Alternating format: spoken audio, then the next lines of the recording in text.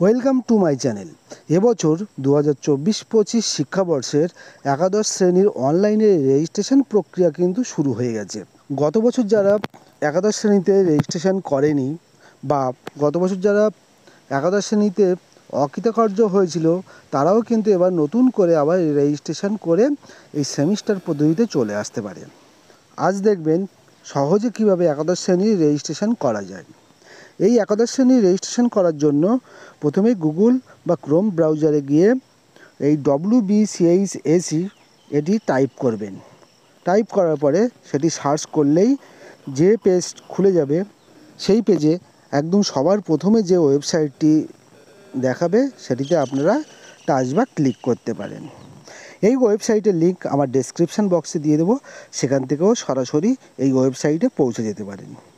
এরপর আপনারা এমন একটি পেজ দেখতে পাবেন, এখানে আপনাদের এই ইনস্টিটিউশন লগইন এটিতে আপনাদের ক্লিক করতে হবে। এখানে ইউজার নেম, পাসওয়ার্ড এবং ক্যাপচা কোড বসিয়ে আপনারা এই লগইন করে দেবেন। এরপর আপনাদের মূল পোর্টালে আপনারা প্রবেশ করে যাবেন। প্রবেশ করলেই প্রথমেই কিন্তু আপনাদের বিদ্যালয়ের নাম দেখাবে এবং একটি নোটিফিকেশান আপনারা দেখতে পাবেন। নোটিফিকেশানটা একবার ভালো করে পড়ে নেবেন।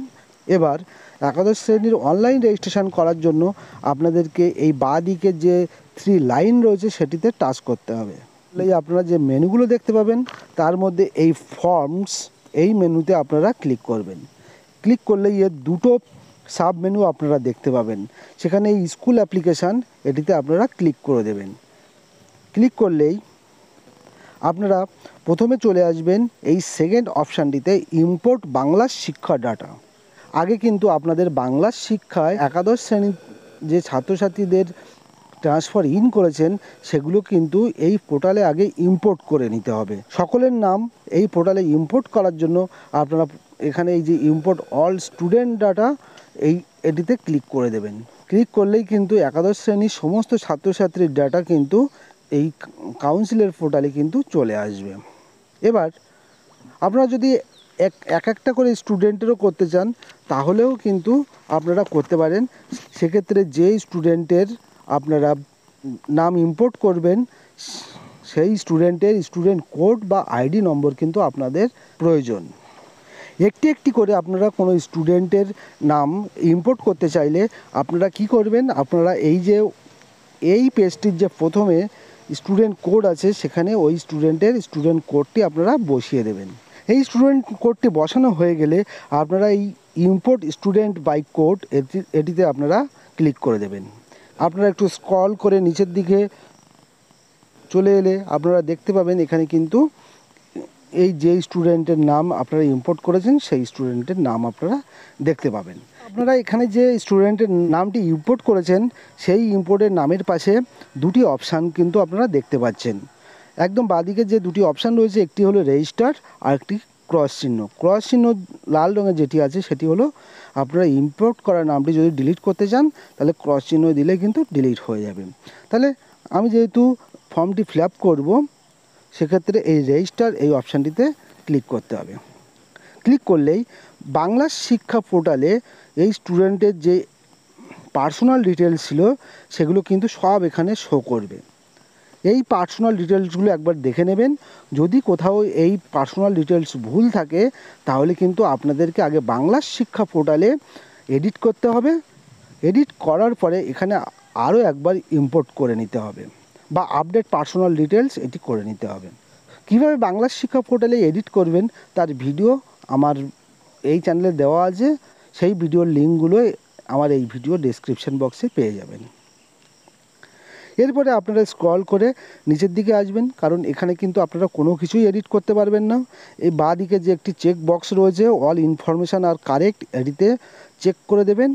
সেখানে টিকচিহ্ন হয়ে গেলেই আপনারা এই নেক্সট অ্যাকাডেমিক ফর্ম এটিতে ক্লিক করে দেবেন। ক্লিক করলেই কিন্তু আপনাদের এমন একটি পেজ খুলে যাবে। এই যে পেজটি খুলে গেল সেই পেজটির ফর্ম কিন্তু আপনাদেরকে এবার পূরণ করতে হবে। কোন ভাষাতে উচ্চ মাধ্যমিক পরীক্ষায় উত্তরপত্র লিখবে সেটি এখান থেকে সিলেক্ট করতে হবে।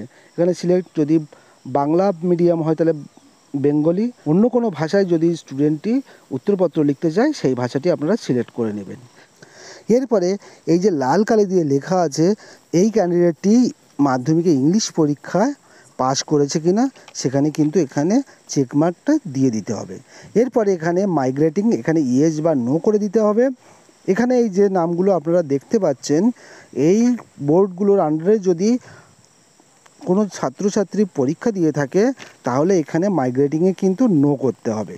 আর যদি এছাড়া অন্য কোনো বোর্ড থেকে ছাত্রছাত্রী মাধ্যমিক পাস করে থাকে তাহলে এই মাইগ্রেটিংয়ের এখানে ইয়েস করতে হবে।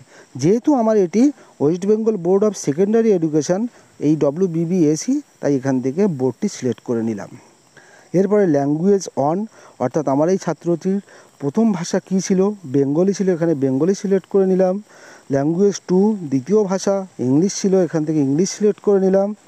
এরপরে আমার এই ছাত্রটি মাধ্যমিকে অঙ্ক, ভৌতবিজ্ঞান, জীবনবিজ্ঞান এবং ভূগোলে কত নম্বর পেয়েছে এখানে কিন্তু বসাতে হবে। এই ছাত্রের মাধ্যমিকের অঙ্ক, ভৌতবিজ্ঞান, জীবনবিজ্ঞান এবং ভূগোলে কত নম্বর পেয়েছে এখানে বসিয়ে দিলাম। এরপরে এখানে রোল নম্বর এবং কত সালে পাস করেছে, অ্যাডমিশান ডেট, এটি কিন্তু আপনারা বসিয়ে দেবেন।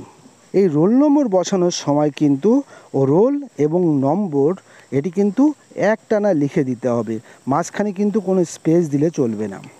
এরপরে ইয়ার অফ পাসিং, যেহেতু 2024 সালে পাস করেছে তাই এখানে 24 দিয়ে দেবেন।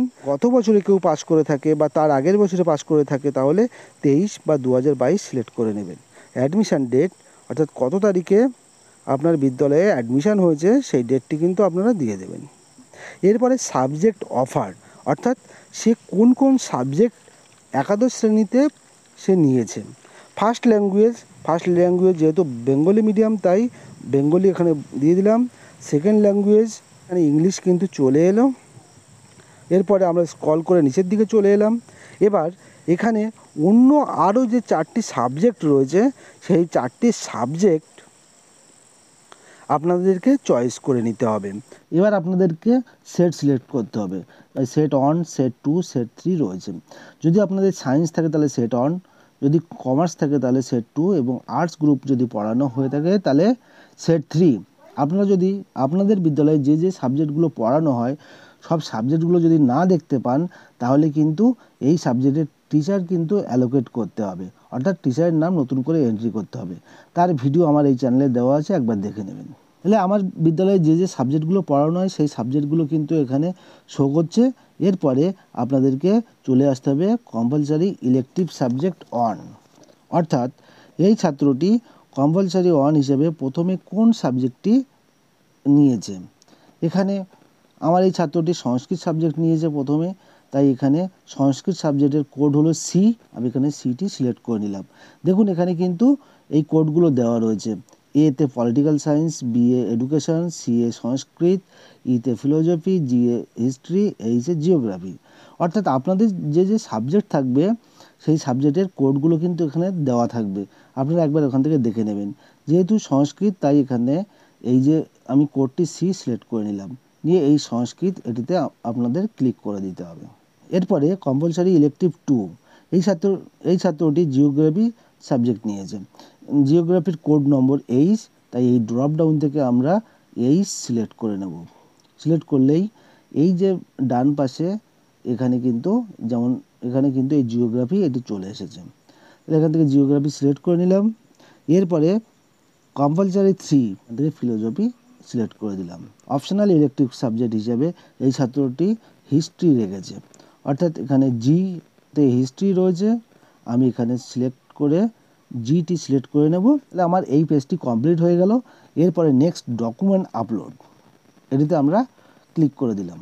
এখানে কিন্তু ওই ছাত্রছাত্রীদের 2টি ডকুমেন্ট আপলোড করতে হবে। প্রত্যেকটি ডকুমেন্টের সাইজ হবে 10 কেবি থেকে 50 কেবির মধ্যে। প্রথমে বাঁদিকে এটিতে একটি কালার পাসপোর্ট সাইজের ফটো আপলোড করতে হবে। এখানে এই যে বাঁদিকে যে আপলোড, এখানে গিয়ে ক্লিক করে দেবেন, ফাইলে নিয়ে চলে যাবে। ফাইল থেকে আপনারা ফটোটি সিলেক্ট করে নেবেন। ফাইল থেকে ফটোটি সিলেক্ট করে নিলাম। এবার ডান দিকের এই আপলোড, এখানে গিয়ে আপনারা সিগনেচারটি সিলেক্ট করে নেবেন। তাহলে আমার ফটো আর সিগনেচার আপলোড করা হয়ে গেল। এরপরে এই যে চেক বক্স আছে, ক্যান্ডিডেটটি মাধ্যমিক বা তার সমতুল্য পরীক্ষায় পাস করেছে, এটিতে ক্লিক করবেন। ক্লিক করে এই সাবমিট এই অপশানটিতে ক্লিক করে দেবেন। প্রত্যেকটি স্টুডেন্টের কিন্তু রেজিস্ট্রেশন ফর্ম পূরণ করতে হবে। এই রেজিস্ট্রেশন ফর্ম যদি আবার আপনারা কিছু চেঞ্জ করতে চান তাহলে আপনাদেরকে আবার এই বাঁদিকে 3 লাইনে যেতে হবে। এখানে গিয়ে ফর্মস, এবার স্কুল অ্যাপ্লিকেশান, এবার কিন্তু আপনাদেরকে চলে যেতে হবে এইচএস রেজিস্ট্রেশন ফর্ম এই অপশানটিতে। এখানে এসে আপনাদেরকে এই সেশন এখান থেকে 2024-2025 এটিতে সিলেক্ট করে এই সার্চ এটিতে ক্লিক করে দেবেন।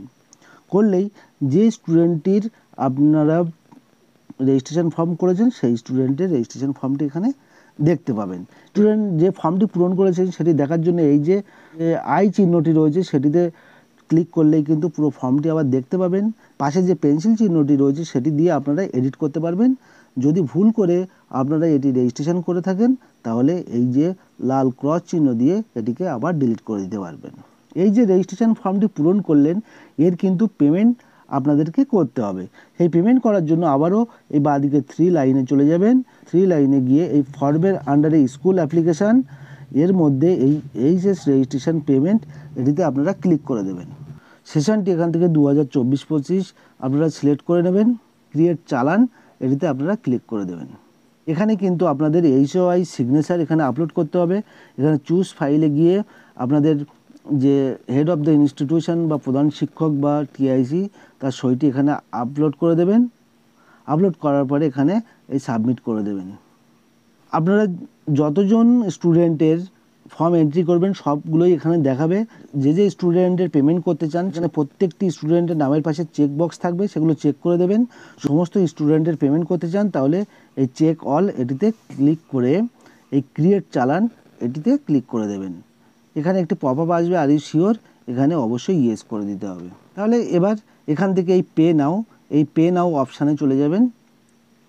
এখানে একটি পপআপ আসবে, এখানে ওকে করে দিতে হবে। এখানে এবার পেমেন্ট মোডে অনেকগুলো পেমেন্ট অপশান চলে আসবে। আপনারা UPI, credit card, debit card, net banking যে কোনো একটি দিয়ে আপনারা করতে পারেন। এইভাবে কিন্তু আপনারা পেমেন্টটি করে দেবেন। আমার এই ভিডিওটি যদি ভালো লেগে থাকে তবে অবশ্যই একটি লাইক করে দেবেন। ভিডিওটি কেমন লাগলো কমেন্ট করে জানাবেন। যে কোনো সমস্যায় আমাকে কমেন্ট করে জানাতে পারেন। আমাকে সাপোর্ট করার জন্য ভিডিওটি শেয়ার করে দেবেন। আমার চ্যানেলে নতুন হলে চ্যানেলটি সাবস্ক্রাইব করে আমার পাশে থাকুন। সকলেই ভালো থাকবেন।